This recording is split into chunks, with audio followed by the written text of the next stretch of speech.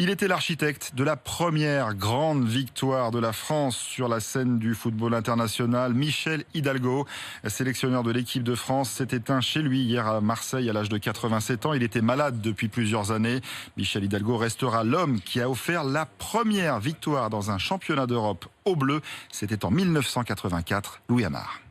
Il était leur entraîneur, mais pas seulement. Un mentor, un père, disent les anciens joueurs de Michel Hidalgo, tous émus aux larmes en se souvenant de ses yeux bleus perçants, comme Luis Fernandez. C'est un sélectionneur qui a su rassembler. C'était sa force, c'était trouver les mots. Et puis cet homme-là était un homme droit, c'était un homme juste. Et c'est pour ça qu'en le perdant, ça fait énormément de mal. Michel Hidalgo savait donc emmener ses joueurs avec lui, les faire jouer, vivre et gagner ensemble, même si la manière et le panache importaient plus que la victoire. Le défenseur Maxime Bossis. C'est un humaniste.